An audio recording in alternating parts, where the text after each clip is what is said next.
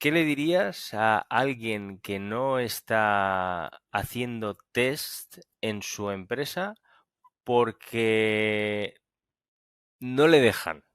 Es decir, o por lo menos no le incitan, no le dicen, o no le dicen, tú haz los test, pero no hay tiempo para hacer test. No sé si, es que no, Sí, quiero dejarlo como un poco genérico, ¿sabes lo que, qué le sí, ese dirías? he sido yo en el pasado. Mi yo del pasado es quien tú dices. Este tema es muy interesante, se ha hablado mucho. Le diría que no pregunte que empiece a hacer test. Es decir, Muy si bien, no le dejan, que me haga gusta. igualmente test.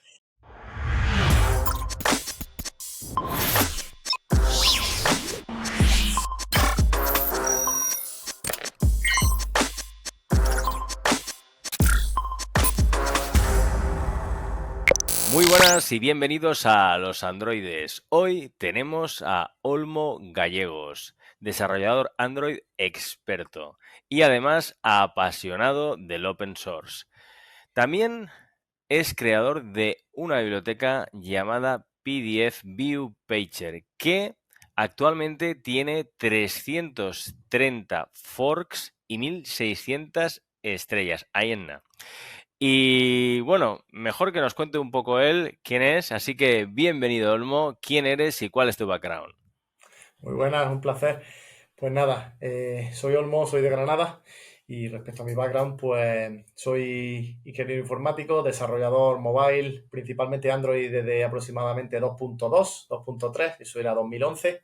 Empecé multiplataforma con un framework en C++ que se llamaba Marmalade, que ya está muerto, y posteriormente pasé a nativo, tanto Android como iOS. He pasado un poco por los distintos entornos, he estado en startups, de hecho en el pasado fundé una startup, he estado trabajando en consultoría, haciendo apps a medida, he estado también en empresas así más de productos, startups europeas, españolas, sector, no sé, health, fintech, pues distintos sectores, aplicaciones de chat, un poco de todo, más de 40 o 50 aplicaciones en el Play Store y unas poquitas de iOS también en la App Store también.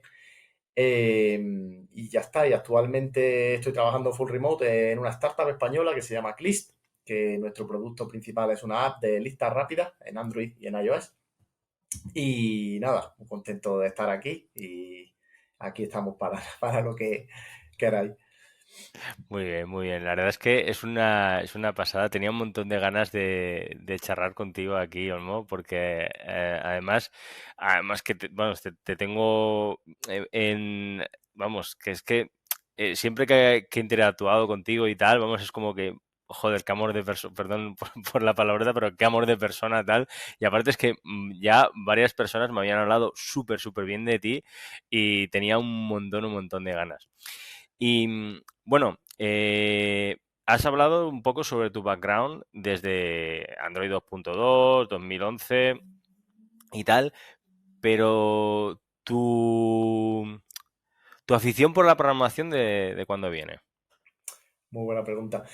¿De dónde viene mi afición a programar? Curiosamente, bueno, yo de pequeño mi padre compró para la casa un 8286 y ya Ujú. hacía modo anecdótico, desde pequeño hacíamos el tonto un poquillo con Batch en MS2, tú ya podías, me recuerdo el Prince of Persia, el juego de época del Prince of Persia, que si tú le ponías un parámetro al ejecutarlo, que era Prince Megahits, pues podía habilitar los cheats, ¿no? Los trucos y podía volar y vida infinita y todo eso. Entonces, pues los primeros pinitos era crearte un BAT, un punto BAT, que te decía eco, ejecutando el juego con trucos, y te invocaba el juego, pero con trucos, ¿no?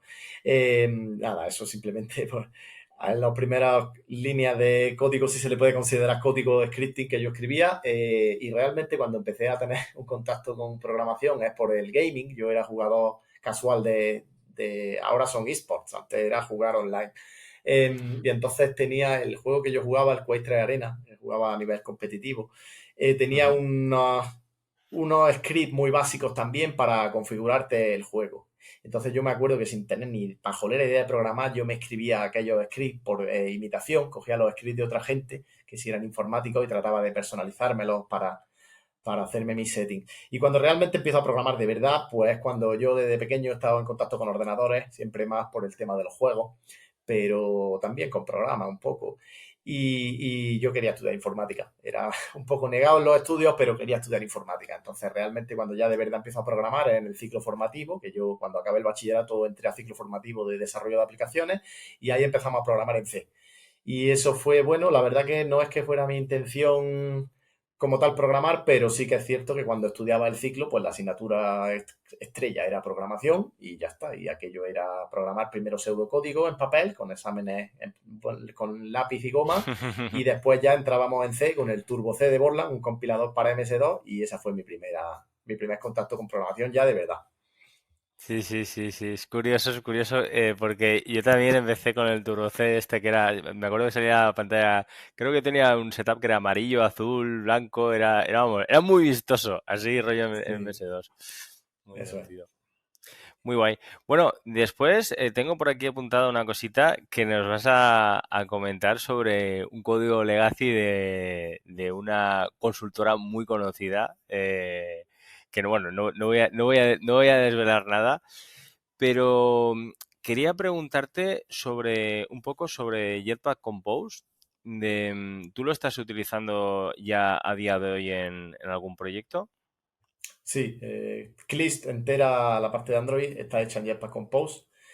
Y Ujú, además, pues un poco desvelando el spoiler que tú arrojabas, pues sí, es un código que hizo Pedro con Jorge de Karumi ujú, y desde versiones muy tempranas de Jetpack Compose, entonces eso ha sido una característica que ha caracterizado, valga la redundancia, a Clist, y es que empezamos en versiones tan early, empezó Pedro en versiones tan early que a menudo ha tenido que hacer migraciones de API y breaking changes conforme imagino. Compose se ha ido definiendo.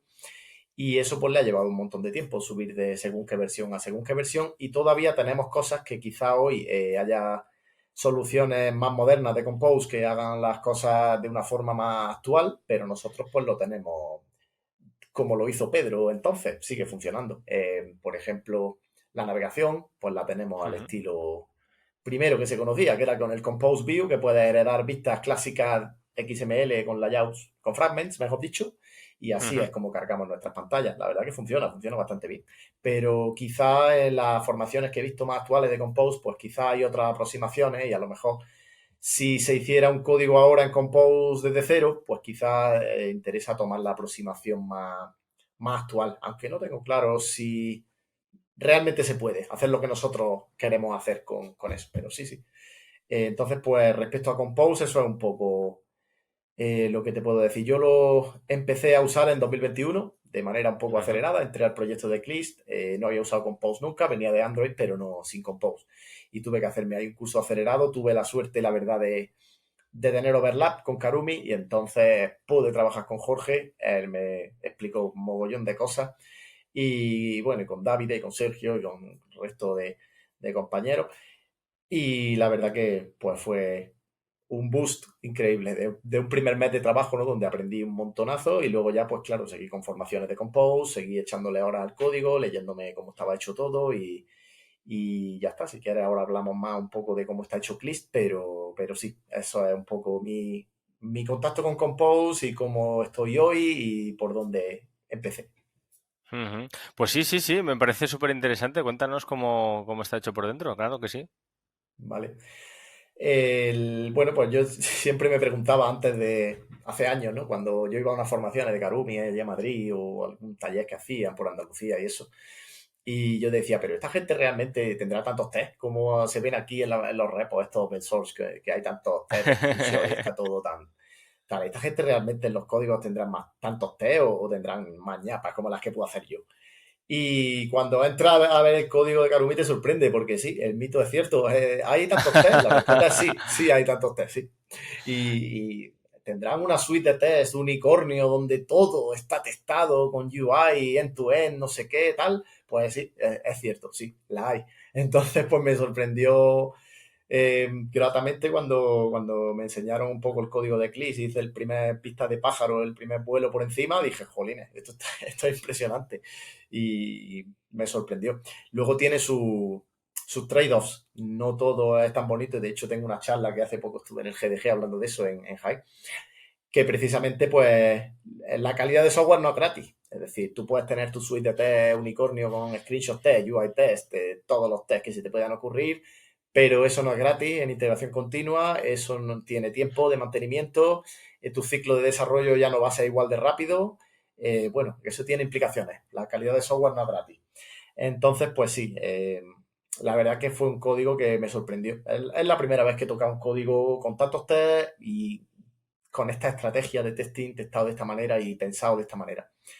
Y, y ya está lo que un poco estuve hablando con Pedro cuando hablamos así del proyecto, es que es lo que él dice y es verdad, es que puedes, como dice Pedro, cortar por donde tú quieras. Puedes testar desde donde tú quieras hasta donde tú quieras. Entonces, si quieres hacer un test más end-to-end de instanciar la UI en un emulador real y pintar una pantalla de clic con un escenario concreto que tú quieras eh, poblarle o pasarle por parámetros y que, por ejemplo, grabar un screenshot y comparar PNG para saber que exactamente Pixel Perfect es igual que la imagen de referencia que tomaste anteriormente, pues lo puede hacer así. Pero si quieres hacer un test con un scope mucho más reducido, de que el view model llama a su caso de uso, o que el caso de uso en la primera llamada emplea una caché y en la segunda llamada llama a un provider o a un data source externo, también lo puede hacer. Entonces tienes test del scope que tú quieras. Y de hecho, una cosa que estaba haciendo en los últimos meses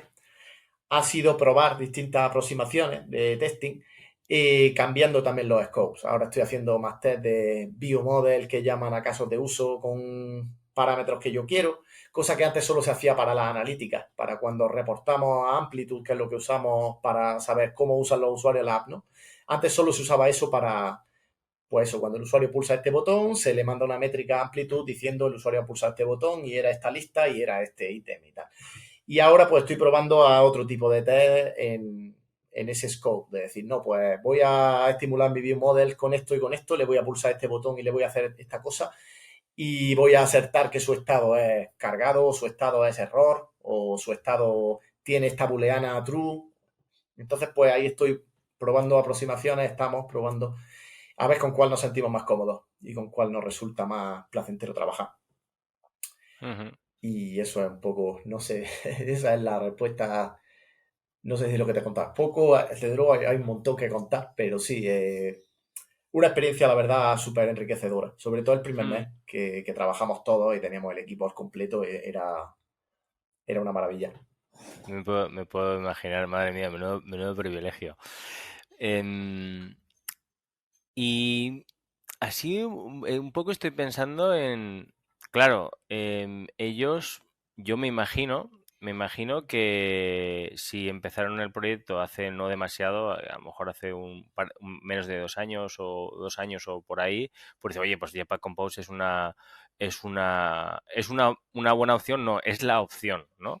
Pero claro, lo que comentabas, Olmo, de los breaking changes y claro, o sea, todos sabemos que cuando empieza cualquier biblioteca o cualquier tecnología o cualquier lo que sea, pues que al principio pues va a cambiar y eso va a tener un coste, como muy bien has estado indicando en varios puntos.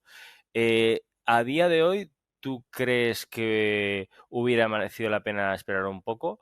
¿O realmente ya merecía la pena empezar con Jetpack Compose aun cuando estaba en pañales, como se suele decir? Muy buena pregunta. La verdad que son decisiones que tomó Pedro, yo diría que sí ha merecido la pena, porque sobre todo entre comillas, cliente, que es Clis, no necesita releasear todas las semanas, es una startup muy joven, nació en 2021. Ujú. La Vale. app no tiene una masa de descarga, no tiene 1,5 millones de usuarios activos, como Mm, tienen otros proyectos en los que he trabajado. Entonces no necesita un ciclo de release rapidísimo, ni es frecuente meter hotfixes. Entonces, si en una actualización de Jetpack Compose pues te demora una semana más, creo que nadie lo va a notar.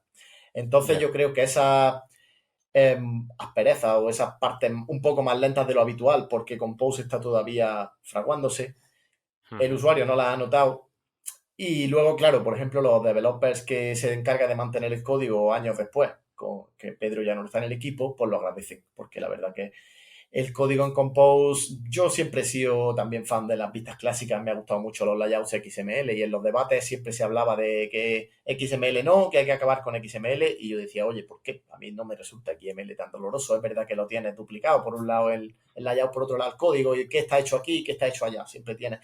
Pero Sí, no sé, es no he verdad. sido nada detractor de XML, de vistas clásicas. Sí que es verdad que Jetpack Compose me parece un avance, sobre todo por el tema del Unidirectional Data Flow, de ya tener muy definido dónde se hacen las cosas y cómo, para que tú no puedas empezar a desencadenar efectos deliberadamente en lugares y ponerte a cambiar estado en botones y que pierda un poco el control, que es lo que al final es la fuente de los bugs. Mutable state is the root of all evil, decía el tío Bob. Muy bien, me gusta. Entonces, claro, Jetpack Compose te acota mucho el estado, te dice muy bien cómo tienes que hacer las cosas y cómo no se hace y un poco está claro cómo es la recomposición y apenas lees un poco la documentación te queda claro. Entonces creo que ha sido un acierto. Y sí, Ujú. el tema de los breaking changes, fíjate, nosotros al tener la suite de test tan completa, con test de screenshot y todo esto, hubo una cosa bastante notable y es que subir Compose, por ejemplo, de la 1.05 a la 1.10, que aparentemente es un cambio bastante inofensivo, aunque yo a los cambios de update de versiones les tengo mucho respeto. Yo también. Pero ese en particular, pues fíjate que Compose cambió por alguna razón el sistema como se pintan ciertos widgets. Entonces nos Ajá. introdujo unos padding en los radio buttons que Mm, no lo esperábamos. Entonces de repente empezaron a fallar test de screenshot y claro, yo lo achacaba a la flakiness de los test. Digo, y la leche de los test, otra vez se han roto los test. Y cuando te miras los reportes de Shot, que es la librería que usamos, que la hizo Pedro, ujú. dicen, no, no, no, que los test no es que se hayan roto, que aquí hay un padding que no estaba antes. Y de hecho en la charla que daba en Jaén enseñaba los reportes de Shot con capturas de pantalla. Y entonces, pues claro, tienes que tomar una decisión. Entonces, el componente de Radio Button, por ejemplo, la pantalla de reportas contenido, cuando tú reportas un contenido por inapropiado o por lo que sea, tiene unos Radio Button que es selecciona la causa. Pues esa pantalla se había roto. Al aparecer unos paddings nuevos, el botón de confirmar se había ido fuera de la pantalla, se había salido del scroll, por lo tanto, no era usable la pantalla. Entonces, quizás si eso yo no tengo un test de screenshot de eso, a lo mejor se me escapa a la vista, probando la app se nos escapa a los testers y deployamos a producción y no tenemos pantalla de reportar contenido, con lo cual los screenshots, aunque fuesen un poco eh, quisquillosos y a veces son un poco molestos todo el rato rompiéndose, en ese caso nos salvaron de una bastante grande. Y un breaking change, un mero update de Compose de una versión a otra, pues se pegó una semana. Nos pegamos una semana rediseñando pantalla y regrabando screenshots para que todo estuviera parecido a como estaba antes. O sea que es curioso. Todo el tema este de Compose y tal es bastante curioso lo que ocurre. A día de hoy, Ujú. sin duda, lo usaría, sin duda. En la versión que está bastante estable y aunque no lo estuviera. En el pasado, pues me pasó un poco igual con Kotlin. Yo empecé con Kotlin en 2016 y me pasó un poco igual que Pedro. Yo empecé en una cero y pico, creo que 0.11 o 0.6 y pico de Kotlin, y directamente a Google Play. Estaba todo el mundo con Java y yo cogí Kotlin, lo deployé a Google Play siendo beta y poniendo anotaciones experimentales y tal. Y me tuve que comer varias migraciones, sobre todo de la API de corrutinas, que también la cogí de una versión súper, súper early, creo que 0.1, 0.11, versiones súper, súper early de corrutinas, antes que la 1, que ahora va por la 1 y pico. Y también me tuve que comer todas las migraciones de 0.1 a 0.11 o de 0.6 a 0.11, de 0.11 a 1, y todo eso pues fueron apps enteras rediseñadas de una forma a otra. O sea que creo que es la vida del Android developer. Estas cosas. Ujú. Muy guay, muy guay. Y a nivel de arquitectura, ¿qué utilizáis en la aplicación? Pues está un poco toda la punta de lanza de Android View Model. Sí, en BBM con Jetpack Compose, el estado clásico de Jetpack Compose que produce la recomposición. Entonces, Pedro lo pensó de una manera que, bueno, es un approach que es curioso, pero la verdad que no se me ocurre otro mejor. En cada paquete está dividido por paquetes las features y entonces en cada paquete tenemos el View Model, algunas clases que puedan necesitar el ViewModel esporádicamente, y hay un fichero que se llama components.kt. De hecho, si miráis un repositorio que hay open source de Karumi que se llama Kata Superheroes Compose, es muy Sí. parecido a Cliss. Es una versión súper mínima de una pantallita de lo que es Cliss. Cliss es eso, pero gigante. Entonces hay un components.kt donde están definidos todos los composables. Todos los paquetes tienen un ViewModel y un components.kt donde están todos los composables de esa pantalla. Y luego Aparte, hay unos paquetes que son de utilería donde hay composables que se reutilizan en un lado y en otro. Por ejemplo, botones, por Ujú. ejemplo, text fields y todo lo que sería un poco el sistema de diseño de Eclipse. Entonces, respecto a arquitectura, tenemos un poco eso, use case driven, típico view model que inyecta mediante HILT casos de uso por constructor. Esos casos de uso generalmente llaman ya directamente a un provider que le provee el dato en cuestión, de la red o de donde sea. Ahora te cuento la red, que la red también es un tema bastante Ujú. interesante de cómo está montado CLIS. O bien los casos de uso simplemente producen la respuesta. Y la parte de UI, pues son fragments que tienen el clásico set content, se llama. Set content me parece que es la compatibilidad entre compose y fragments, compose y vistas clásicas, e importan un fragment. Es decir, a ver, un fragment que importa un composable, perdón, un composable que es la vista de la pantalla, y ahí ya empieza la fiesta. Compose ya empieza el tema. Y luego otra cosa bastante interesante es cómo está montada la capa de red, que está hecha con OpenAPI. Entonces, es una librería que tiene soporte tanto en Android como en iOS como en backend. Ujú. Entonces, es todo código Kotlin, bueno, en iOS no.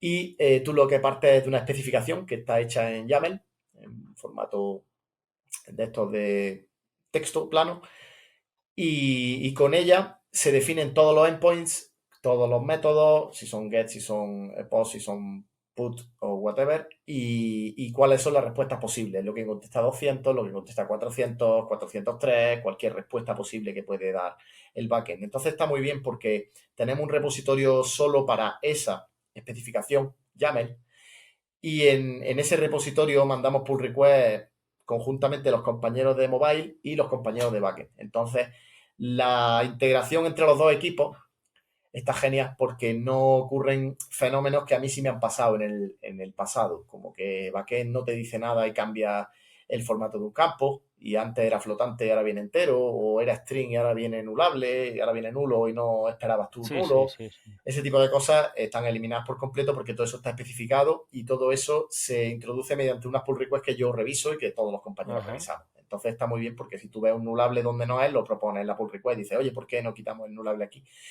Y entonces todo el código generado. Partiendo de esa especificación, tú introduces el YAML en tu proyecto Android, en tu proyecto iOS, le das a compilar.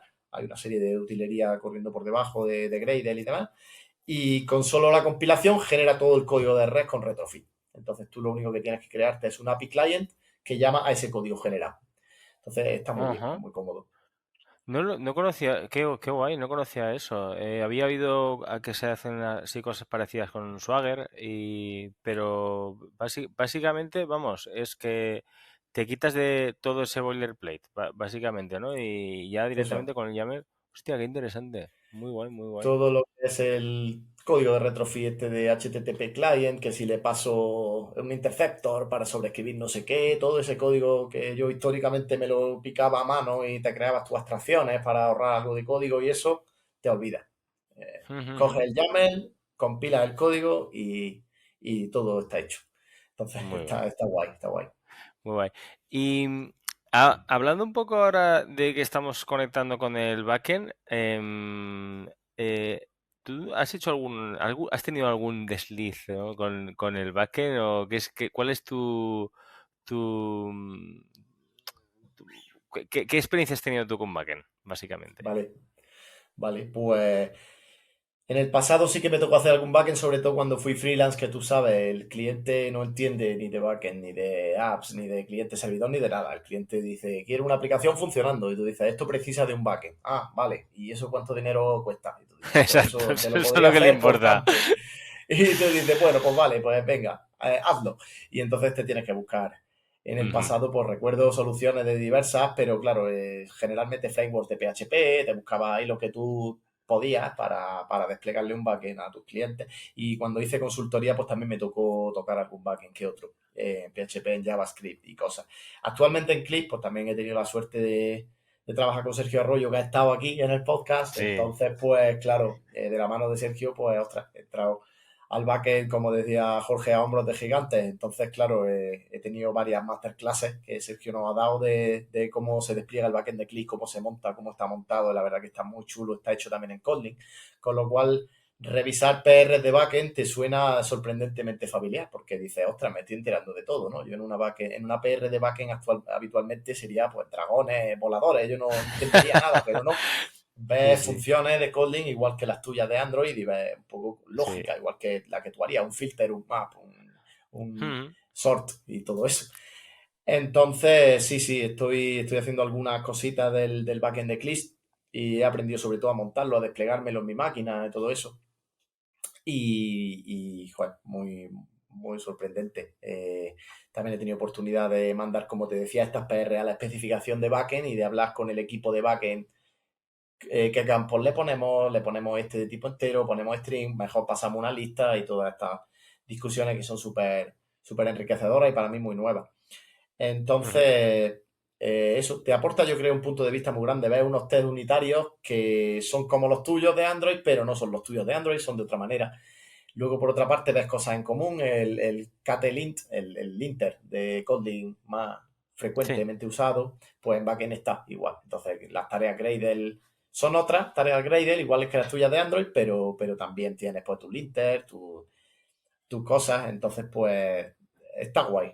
Si el backend Ujú. estuviera hecho en una cosa muy diferente, a lo mejor estuviera hecho entero en JavaScript o estuviera hecho en una tecnología que no tiene nada que ver con lo que uso en Android, pues a lo mejor me hubiera costado más adaptarme o no sería capaz de revisarme las pull requests, no me enteraría de nada o no sé, mi experiencia hubiera sido de otra forma, pero en este caso está muy chulo, yo creo que te enriquece y te complementa tanto hacer backend como hacer iOS, por supuesto. Ujú, ujú. Mola, mola. Así un poco off topic, que así una pregunta ligera. ¿Ha habido alguna cosa que te hayas comprado en el último año que digas, wow, esto me ha costado menos de 100 euros y me ha cambiado la vida? Sí, sí, sí.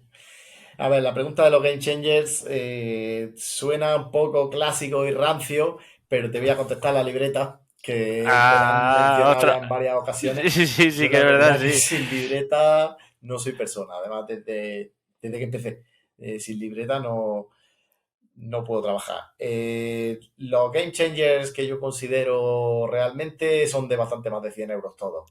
No obstante, bueno, como mis circunstancias particulares son un poco especiales, porque yo trabajo desde dos sitios, por la mañana estoy en un sitio y por las tardes en otro, hago unas cosas ahí un Ujú. poco raras, pese a que soy full remote, pues lo que sí hice es duplicarme el dock por completo. Recuerdo antaño, pues andaba llevando y trayendo ratones, llevando y trayendo teclados, llevando y trayendo auriculares, cable, y un día se te olvida el cargador del portátil, otro día se te olvida el auricular y tienes que usar otro. Un rollo, un No es rollo, un worth it. rollo. Entonces al final me dupliqué el dock al completo. Tengo dos auriculares, dos ratones, dos teclados, todo duplicado, cables, HDMI dobles, pues eso, hasta la más mínima tontería, hasta el cargador del portátil lo tengo doble Ujú, en los dos lugares, para no llevarme ni cargador. Directamente meto el portátil en la mochila y me voy. ujú. Entonces, eso sí que es verdad que me ha resultado, me ha hecho mi vida más cómoda el haberme duplicado el dock y sí que pues un tecladillo y ratón de estos así inalámbricos pues son bastante Ujú. baratos, valen menos de 100 Sí, euros. sí, sí. Merece la pena. Y bueno, y entonces, relacionado con esto, ya nos has dicho lo de la libreta, pero un poco, ¿qué es lo que te hace ser productivo en el día a día? Buena pregunta. Los que más o menos me conozcáis del pasado sabéis que soy muy friki de la productividad con Android Studio, que además, bueno, todas las herramientas de JetBrains, IntelliJ por supuesto y Android Studio se prestan mucho a la productividad y a las tonterías con las light templates, con shortcuts para todo y tal. Entonces sí que utilizo ahí un montón de shortcuts y para cambiarme a la terminal sin levantar la mano del teclado y todas esas leches y creo que es bastante cómodo para ejecutar los tests, para ejecutar un test en particular, para pues eso, debuguear y todo eso. Entonces, en ese sentido, para la productividad lo uso bastante. Y luego, yo creo que el principal blocker de productividad que veo yo ahora mismo en mi día a día son los cambios de contexto y sobre todo cuando le metes mano a tareas que son muy difíciles. Entonces, ahí intento mantener el foco en el menor número de tareas posible, porque yo soy tendente a distraerme y a procrastinar. Como tenga 5 o 6 melones abiertos, pues tiendo a estar un poquito aquí, otro poquito aquí. Y al final, pues quizás es más fácil centrarte en una tarea y olvidarte de todo lo demás. No obstante, a veces, pues es difícil. Difícil, ¿Y qué más difícil. tips de productividad podría decir? Mira, yo por ejemplo en casa tengo la suerte de trabajar en una casa vacía, en una home office, una casa vacía en la que solo estoy yo trabajando. Eso se nota a nivel de silencio y a nivel de calma, de concentración, es súper cómodo. Entonces, eh, intento mantener la mesa lo más despejada posible para que no tenga yo distracciones encima de la mesa de que tienes un ticket de que tienes que escanearlo y mandar la factura o típicas cosas que te distraen. Todo eso lo intento mantenerlo fuera, ni la comida o yo que sé, el snack fuera. Y te iba a decir algo más respecto de la productividad. Bueno, las auriculares con cancelación de ruido para no tener mucho ruido. Em, y no sé qué más te iba a decir respecto a este tema de no distraerse y un poco estar en casa concentrado en tus tareas, pero sí, yo creo que el resumen es un poco ese. Son a todos los niveles, cosas muy micro como un shortcut para debuguear el proyecto, cosas muy macro como tener silencio, tener buena luz y no ver nada que me saque de mi flujo de trabajo y, y no sabría qué más decirte. Eso es un poco Hombre, ya son el cosas, stack de productividad mío. ya son cosas, ya son cosas. Me ha encantado lo que has dicho de duplicar los estos porque creo que, vamos, si yo estuviera en tu situación, yo creo que haría exactamente lo mismo, ¿sabes? Es como que te pillaría la idea y pues, hago exactamente lo mismo porque como que lo entiendo perfectamente, que es muy, muy, muy útil el hecho de duplicarte, porque al final cada día te ahorras a lo mejor unos minutos, pues eso lo multiplicas por todos los días, pues es un montón. Pero me parece que hay mucha gente que como que, bueno, ¿para qué? Va, total, agarro esto, tal, y ya da igual. Así que me ha molado, me ha molado mucho eso. Bueno, volviendo al tema de antes nos has dicho que estás utilizando de arquitectura ahí en el proyecto en BVM y me habías comentado, sí, el manejo de la red. Me habías dicho que había algo así especial que estabais haciendo del manejo de la red. Aparte de lo de OpenAPI, es esencialmente eso, que toda nuestra capa de red es un API client, tanto en Android como en iOS, que invoca al código generado. Y ya a partir de ahí nos desentendemos. Entonces eso es un poco lo que está guay Ah, de vale, la vale, capa vale, de vale, red de vale. Eclipse, es la parte que el código está generado y que lo hace todo OpenAPI. No escribimos el código retrofit nosotros. Y en backend igual, por supuesto. En backend también hay una parte del código de backend que es generada. Entonces, las tres plataformas, tanto iOS, Android y backend, tienen unas determinadas clases. En backend son los delegates, en Android son los use cases, no, API clients, perdón, y en iOS se llaman también API clients, creo, que ya invocan a OpenAPI. Entonces es como que OpenAPI está ahí en el centro y Ujú, todos tenemos un código generado por una única especificación. Entonces mola. ujú. Sí, sí. Perdona, Olmo, que me he liado. Me estaba pensando en escuchar los cambios de red y era lo que me habías dicho de red, ya me lo habías contado, ya nos lo habías contado, así que no. Sí, el tema de escuchar los cambios también es interesante porque utilizamos corrutinas, la API de corrutinas Ujú, con Flow, y entonces, ujú, claro, utilizamos la aproximación clásica, yo creo que todo el mundo, porque en varios proyectos que he participado lo hemos usado similar, que es un flujo de un solo dato y lo consumimos. Entonces, es como si reactivo, pero no reactivo. Abrimos un flow, pero consumimos el dato y se acaba el flow. Entonces, ujú. pues lo hacemos así.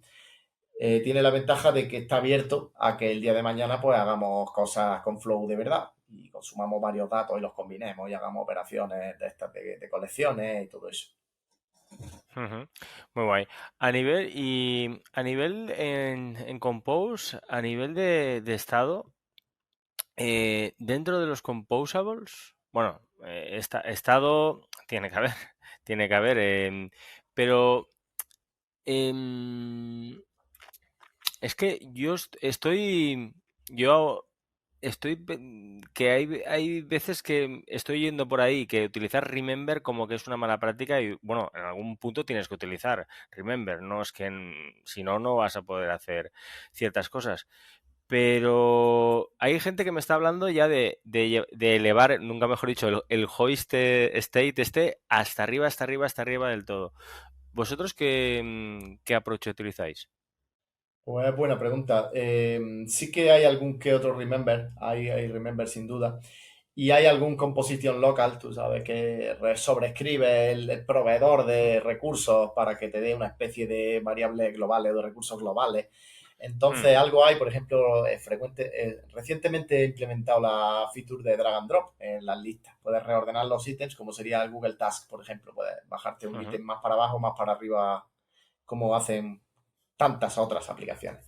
Entonces, a la hora de implementar eso, que no ha sido fácil en Compose, pues he tenido que usar algo de Remember y he tenido que usar algún composition local por ahí.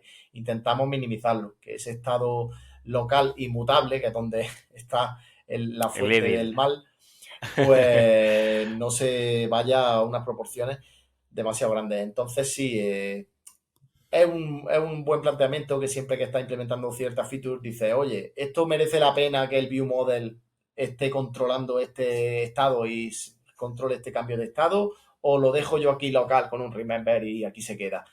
Generalmente he tomado decisiones de las dos, pero generalmente lo suelo pasar por view model. Te introduce más complejidad porque el estado del viewmodel ya pasa de ser un par de variables booleanas sencillitas a unos siles clases bastante grandes que tienen bastantes subtipos que a su vez son data clases que tienen un montón de campos, es decir, ya te introduce una complejidad, pero al final puede que lo acabe agradeciendo. Cuando el viewmodel es quien dirige el cotarro, te abre otras puertas. Ya puedes hacer un test del view model y en ese test le puedes acertar a su estado, le puedes estimular de distintas maneras, cosa que en un composable no es tan fácil testarlo. Entonces, sí, Remember se usa, indudablemente, algún Remember hay siempre, sobre todo, por ejemplo, el scroll de una lista, cuando quieres saber en qué punto estás de un scroll para saber si estás acercándote abajo, si estás arriba, si tienes que hacer determinadas operaciones, llamar a los típicos callbacks.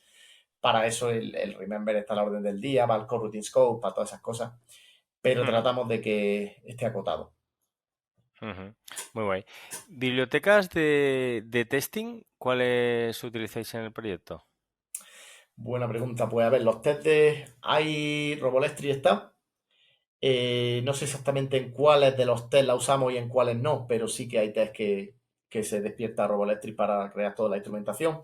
Expresso, por supuesto, para la UI y Shot, que es la de screenshot testing, para los test de UI que son de screenshot en particular. Tenemos también unitarios de JUnit 4, no tenemos 5, tenemos 4. Y algunas de estas de Android X, me suena Fragment KTX, estas librerías que te hacen un poquito de azúcar, te, sugaring, no, no me sale la palabra, pero sí, te endulzan un poco el trabajo diario con test. Entonces, un poco todos los tipos de test que se suelen ver en las charlas de testing, como son pues integración unitarios puros de un componente en aislamiento, integración de varios componentes, los de UI de Expresso tenemos, de estos de se ve un botón o se ve un texto en el que pone esto. Hay de screenshots también, hay test de red, de los que te bebes, tienes recursos que son un JSON estático grabado en una carpeta resources y tratas de mapearte ese JSON a objetos para ver si tu mapper mapea bien Ujú, y cuando el backend va cambiando, pues hay que cambiar esos recursos estáticos. Entonces esos test también los hay, que son los de Mock Web Server, esto, otra librería podríamos decir Mock Web Server, que es también para test que involucran la red. Y así de memoria son un poco las librerías que utilizamos para testing. Seguro que hay algunas más, pero ujú. aquí no tengo el build.gradle. Si no me lo Sí, abría no, y no, te no, decía no hay, algún nombre. no hay problema, no hay problema. Y un poco una pregunta así bastante genérica sobre testing. em, ¿Qué le dirías a alguien que nos está viendo o escuchando? Porque sabes que esto se ve en YouTube. Aprovecho, si lo estás viendo en YouTube, tienes ahí un botón de suscribir. Y si a lo mejor lo está escuchando desde en audio en el podcast, em, es ¿qué le dirías a alguien que no está haciendo test en su empresa porque no le dejan? Es decir, o por lo menos no le incitan, no le dicen, o no le dicen, tú haz los test, pero no hay tiempo para hacer test. No sé si, es que no, Sí, quiero dejarlo como un poco genérico, ¿sabes lo que, qué le sí, ese he dirías? sido yo en el pasado. Mi yo del pasado es quien tú dices. Este tema es muy interesante, se ha hablado mucho. Le diría que no pregunte que empiece a hacer test. Es decir, Muy si bien, no le dejan, que me haga gusta. igualmente test. Entonces, para suavizar la curva de aprendizaje, que sea lo más plana prácticamente, por lo menos en las primeras fases, que empiece con el test de 2 más 2 4 y que integre el asset equals 2 más 2 4, que eso es gratis, y que empiece con la típica funcioncilla que, si estamos hablando de Java, claro, la típica funcioncilla de útil que hace una función concreta, yo que sé, que convierte el string a mi formato particular de mi dominio de no sé cuánto. Pues esa funcioncilla a lo mejor la saque una clase que tiene un método. Y esa clase que Ujú, tiene un método ya tiene su test que verifica todos los inputs posibles para ese método y los outputs esperados. Entonces empiezas por ujú, esos tests que son rapidísimos de escribir, unitarios. El JUnit te viene gratis en el proyecto Android, a no ser que lo quites en el Gradle. Entonces, empiezas por el 2 más 2 4, empiezas por esos test que son casi gratis y verás que seguro te van a contentar y te vas a quedar contento con eso.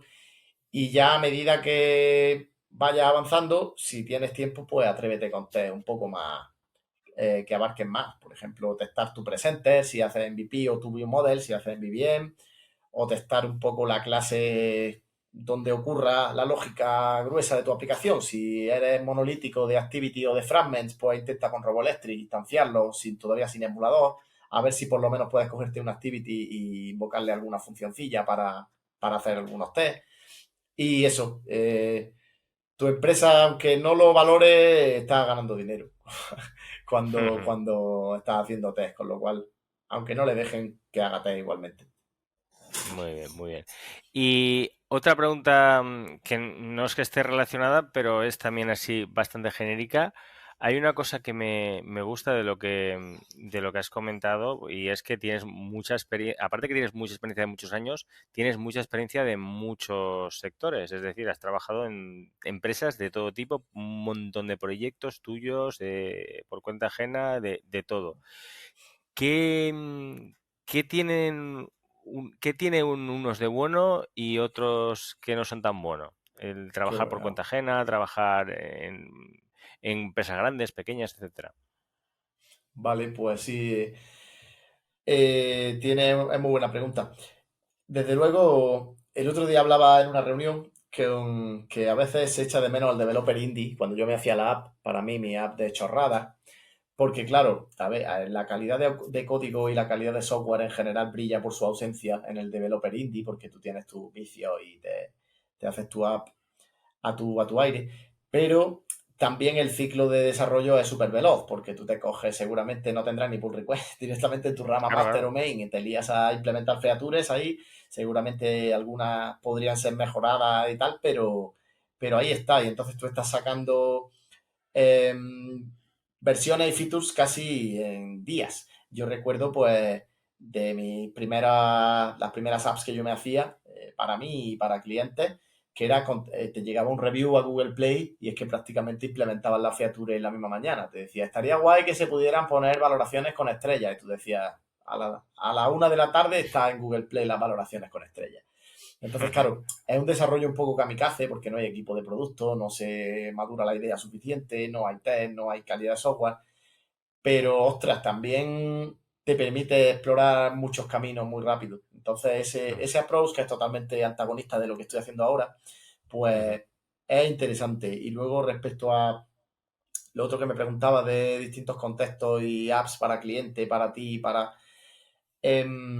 sí, es muy buena pregunta. Pues a menudo cuando hay un equipo de producto y el producto es quien marca un poco el rumbo, ves cosas que tú no las harías igual si fuera tu app. Ujú. A menudo, claro, nosotros somos muy developers, somos muy técnicos, entonces a veces te cuesta trabajo ver según qué cosas, pero también tenemos experiencia, hemos desplegado muchas apps a la tienda, sabes lo que funciona, sabes lo que no, sabes lo que el usuario entiende, lo que el usuario no entiende, entonces muchas veces un equipo de producto diseñador plantea una feature y tú le vas viendo cosas. Dices, esto la gente va a dudar aquí. O esta featura entera, no sé yo si alguien va a usarla alguna vez. Entonces, pues sí, te encuentras a veces trabajando para otra gente, implementando cosas que son o son sin sentido o no las terminas de ver. Luego a veces te sorprende porque las implementas y sí que funcionan y te hace tragar un poco tus palabras. Y claro, también una cosa de obligada mención aquí es que también he estrellado muchos proyectos, lógicamente. He visto muchos proyectos que han salido mal. Hay otros que han salido bien, pero he visto muchos proyectos que han salido mal. Y he visto proyectos que estaban mal ya desde especificación. O sea, tú desde leer ya los primeros párrafos en los que se dice lo que se pretende hacer, tú dices esto es un sinsentido.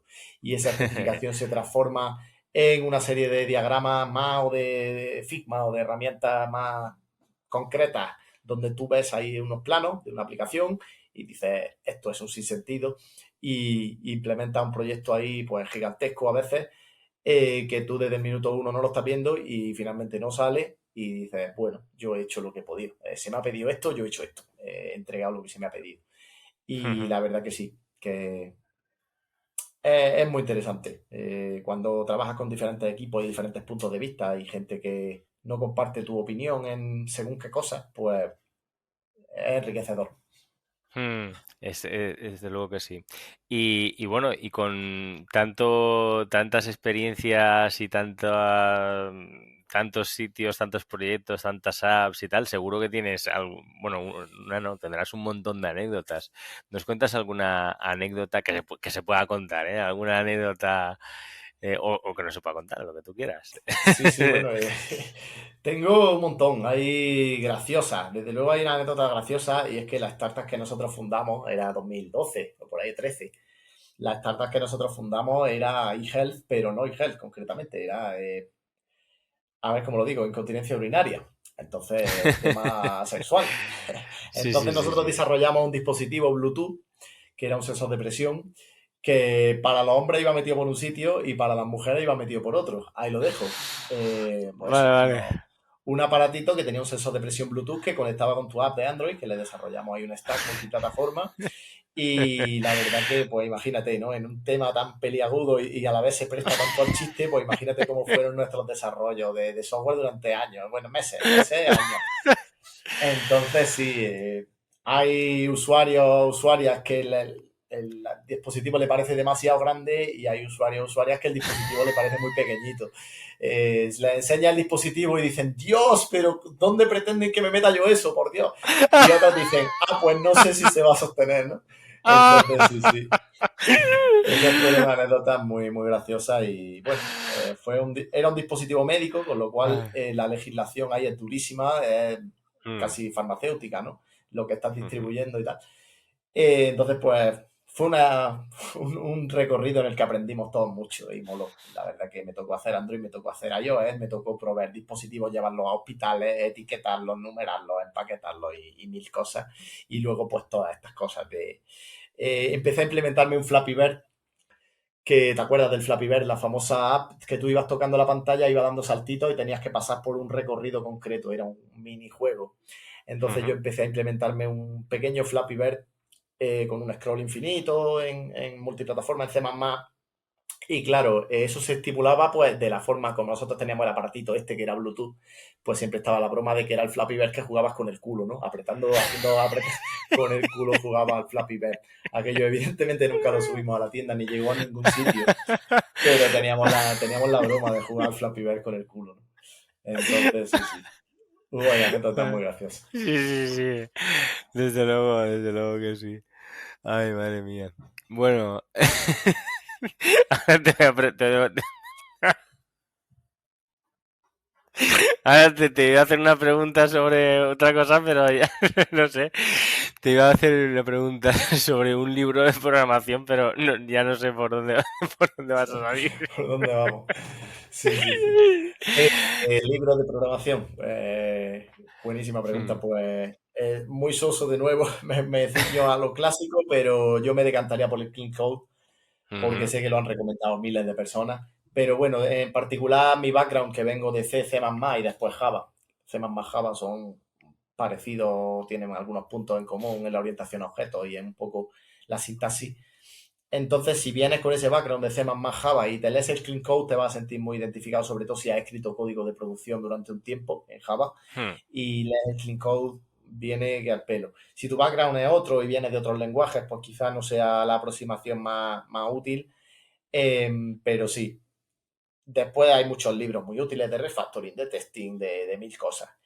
Pero el de Clean Code me parece buen punto de partida. Por ejemplo, otros libros que ha escrito Uncle Bob, que también los tengo, no me parecen tan útiles como ese, pero ese en particular me parece especialmente bueno. ujú. Muy guay, muy guay. Por cierto, me viene a mí ahora a la cabeza eh, algo de breakdance, podría ser.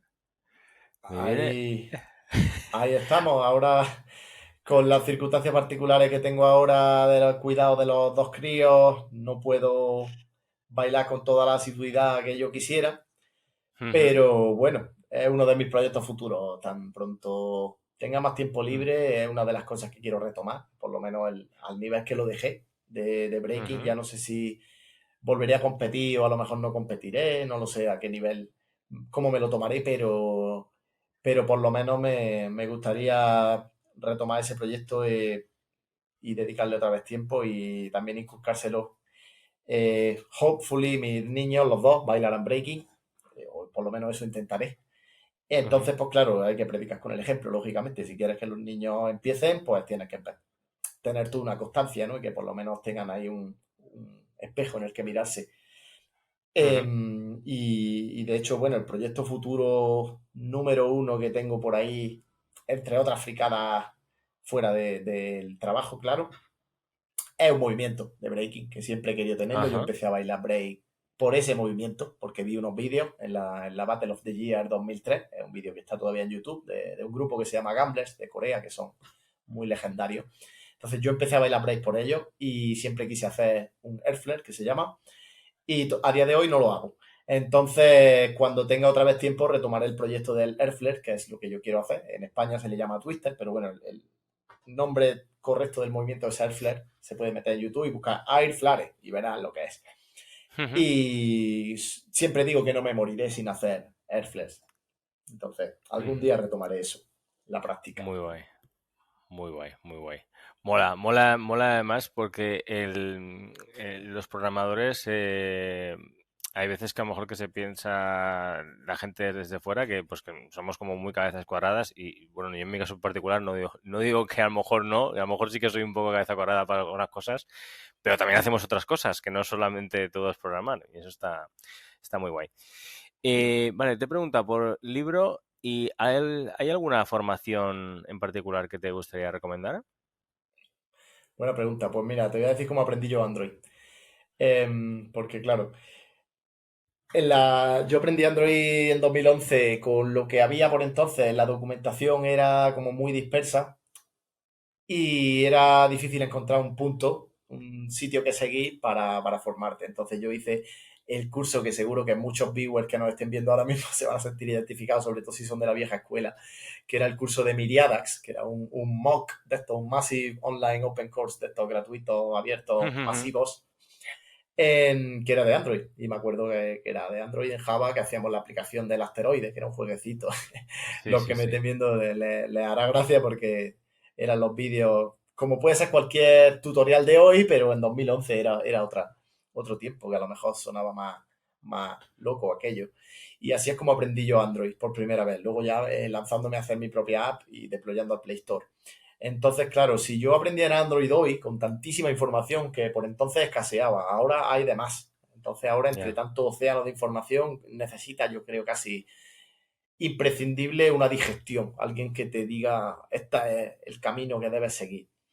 Entonces, yo creo que pensando en cómo he aprendido Compose, que es un reto, bueno, parecido, me he tirado por los Code Labs de Google que tiene sobre Compose, me lo dice todo, y cuando digo todos, es todos, empezando por el primero, acabando por el último. Y luego las formaciones gratuitas que tienen pues todos los creadores de contenido que difunden contenido en general. No sé si tú que creas contenido tienes formaciones de eso específico, de Android o de Compose, pero si hay material gratuito, pues tuyo, de Antonio Leiva, de otros youtubers que hay que tienen contenido de Compose. Y entonces quemaría primero esos cartuchos de los Code Labs y de las formaciones gratuitas.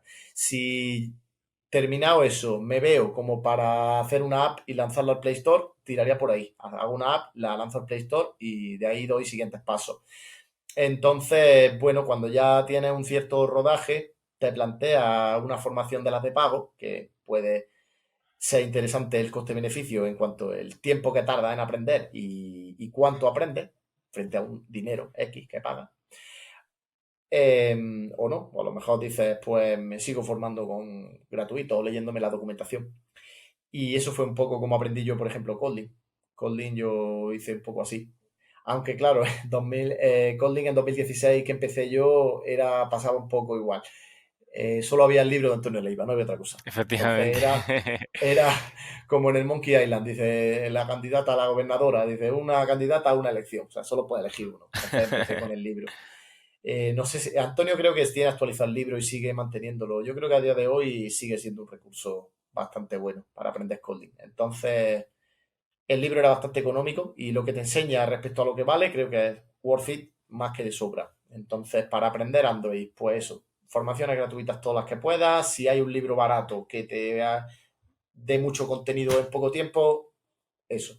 Y ya si quieres dar un salto más, pues ya te vas a formaciones de pago, a cursos, a bootcamps y todo esto que se ofrece ahora. Muy guay, muy guay, muy guay. Muy bien, pues hemos estado hablando del Olmo del pasado, del Olmo del presente. ¿Y qué hay del Olmo del futuro? Ajá, pues mira, pues tengo muchos proyectos muy friki y otros no tan friki. Casi todos fuera del trabajo. En el trabajo, pues hombre, evidentemente aprender lo que haya que aprender y seguir, intentar crecer profesionalmente, pero pues fíjate, el clásico documento este de cosas que quiero hacer este año, supongo que mucha gente que nos está viendo lo tendrá también. Hay gente que lo postea, incluso lo pone en redes sociales. Entonces, pues año tras año trato de ir cerrando cosillas. Entonces, por ejemplo, una de los checks que he marcado recientemente y del cual estoy particularmente orgulloso ahora mismo en mi juguete, pues era tener instalación solar fotovoltaica en casa, que yo estaba muy con Mm, las placas qué solares, guay. quería, y hace Ujujú. cosa de un mes que tenemos. Entonces, pues ese ha sido un check y que a futuro quiero seguir escalándolo, porque claro, después de unos paneles solares ya puedes ampliar a una batería y ya irte al autoconsumo total para que la generación de día te sirva para tener energía para por la noche. Entonces, esa es una cosa que me interesa mucho el vehículo eléctrico. He electrificado ya todo mi parque, menos la moto. Tengo una moto de combustión y dos coches eléctricos. Entonces, bueno, híbridos, para ser exacto. Entonces, pues ese fue un proyecto también que en su día estuve pensándolo y a día de hoy pues ya es una realidad, más o menos. Eh, y al margen de eso, pues sobre todo muy enfocado en la crianza. Entonces, claro que en dónde, cómo y cuáles son las condiciones particulares para que criar a los niños pues más de la manera que yo quiero y que a mí me gustaría. Entonces, pues ahora me he complicado un poco la vida para llevar, por ejemplo, a mi pequeño y espero que a la niña, o mejor dicho, a mi niño grande y a la niña pequeña, espero que también a la misma guardia a la que fui yo. Son cosas ya muy de friki. Ujú. Pero yo fui a una guardia que está en mi barrio de pequeño y ahora intento que los niños vayan a la misma. Y ese tipo Muy de bien, proyectos futuros ya un poco así, locos. muy guay, muy bonito, muy bien. Muy bien, pues ya estamos llegando a la recta ya prácticamente final. Muchísimas gracias. La verdad es que me ha molado muchísimo el detalle con el que has explicado cómo tenéis gestionado el proyecto, lo de que se empezó con Jetpack Compose al principio, que no todo es oro y reluce, sino que también tiene sus drawbacks, pero después que sí que mereció la pena, la explicación, toda la batería de test que tenéis implementado, cómo es coger un proyecto de la mano de la gente de Karumi y digamos, he pillado un Legacy Project. Bueno, pues menudo Legacy que has pillado. Sí, La definición de Legacy se supone que es código sin test, ¿no? Y Legacy, pero correcto, vaya. correcto. No era Mm, Legacy porque tenía T. Es cierto, es curioso porque ocurren varios fenómenos. Compose va a una velocidad que tú sabes a qué velocidad va mm. Compose. Entonces, claro, cuando te encuentras una cosa que se hizo en Compose hace un año, Claro, claro, claro. te lo despegan y es como una antiguaya. Pero dices, jolín, si es que es 2021, es que es nuevísimo. Y además es la punta de lanza, es Compose lo último. Y sin embargo, pues fíjate, por ejemplo, Coil, la librería esa que se utiliza para cargar imágenes, Ujú. hay bio como varias versiones y cada versión tiene sus transformers y sus cosas. Entonces nosotros lo tenemos en la antigua y migrarlo a la nueva no fue trivial porque nos generaba unos efectos no deseados de parpadeo en algunas imágenes, nos hacía algunas cosas raras. Entonces en ese sentido pues tenemos código que es Compose, pero es código de hace algunos meses y Compose ya lo considera antiguo, descatalogado, deprecated, whatever. Sí, sí. Y fíjate, es el contraste entre tener toda la punta de lanza, digamos, lo más moderno que se utiliza en desarrollo Android, pero al mismo tiempo cosas que Google te dice, no, no, no, actualízate, que cómo utilizas a día de hoy, todavía utilizas eso. Entonces, sí, sí, eso es, al empezar el proyecto en una fase tan temprana, pues ocurre ese fenómeno de tener un Mm. código que es nuevísimo y antiguo al mismo tiempo. Ujú. Sí, sí, tiene todo el sentido del mundo. Muy bien, pues lo dicho, muchísimas gracias. Si quieres ahora decir cualquier cosa o aparte, ¿dónde te puede seguir la gente? ¿Dónde te puede encontrar? Vale. Sí, en Twitter me cambié, antes era mis iniciales VOGHD, pero eso es hoy en GitHub. Pero en Twitter ahora me llamo Olmodev, que estaba libre mi nombre desarrollador, Olmodev. Entonces, Ujú, en redes, Twitter y lo que surja ahora, porque ahora hay alternativas a Twitter y yo no sé dónde acabaré, pero seré Olmodev, espero. Y Twitch ya no hago, porque en su día probé Twitch y empecé a hacer directo, ya no lo hago desde hace un montón de tiempo. Entonces, pues nada, sí. olmo.clis.com si queréis decirme algo los que me estáis viendo y ya está. Y por la comunidad, sobre todo en los eventos, pues me podréis ver siempre que pueda ir. Trataré de asistir y ya está. Y mira, hemos hablado de formaciones de Android, de cómo aprenderías Android hoy y se me ha olvidado mencionar y creo que cabe destacar que si quisiera aprender Android hoy, haría el ciclo formativo. Que por lo menos aquí en Granada el ciclo formativo, el ujú. FP de desarrollo de aplicaciones, he tenido la suerte de mentorizar a alumnos de FP, que es una experiencia que para mí que ha sido un auténtico privilegio, el poder Ujú. mentorizar a un chavala de práctica. Entonces, los FP dan Android, en los ciclos formativos dan Android. Entonces, una manera muy buena de aprender Android y de que te den un camino y además gratis o casi gratis, como formación oficial del Sí, Estado, sí. pues sería el ciclo formativo. Se me Ujú. ha olvidado mencionarlo y cabe Muy bueno, mencionarlo. muy bien. Muy bien, Olmo. Pues nada, lo dejamos aquí. De nuevo, muchísimas gracias y nos vemos pronto. Un Muy abrazote. bien, pues nos vemos Vale, pronto. Un abrazo. Tara. Chao.